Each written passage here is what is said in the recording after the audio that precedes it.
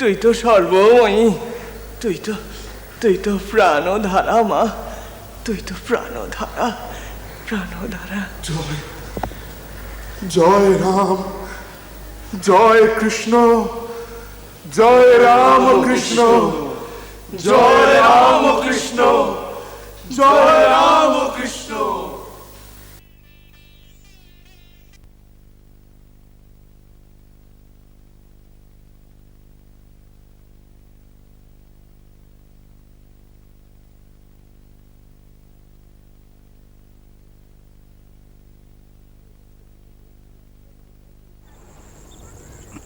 রাজামশাই, আমি এখান থেকে দেশে ফেরার সময় এখানকার এই পবিত্র মাটি সঙ্গে করে নিয়ে যাব। আপনি হাসছেন কেন? আপনি আদৌ দেশে ফেরেন কিনা সন্দেহ। হ্যাঁ, সেটা অবশ্য ঠিকই বলেছেন।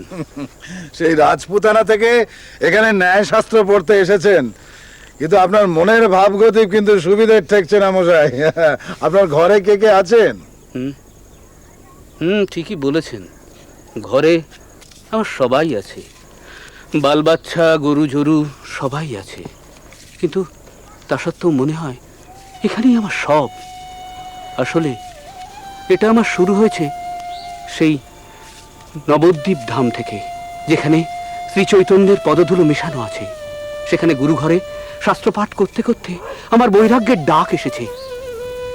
গুরুঘরে ন্যায়শাস্ত্র পড়তে পড়তে আমি ধর্মের বিচার করতে শুরু করেছিলাম।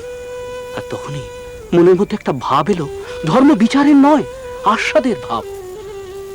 যে শিশু মায়ের পেট থেকে পড়েছে, আপনি তার মুখে তিতো দিন, সে কাঁদবে, কিন্তু আপনি তার মুখে মধু দিন, সে হাসবে।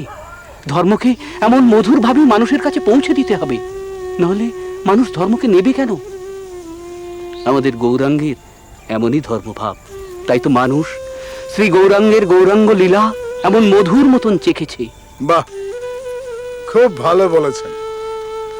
আচ্ছা শাস্ত্রীজি, আপনি ভগবানকে কিভাবে চেনেন? বড় জবর প্রশ্ন করেছেন রাজামশাই। শ্রীরাম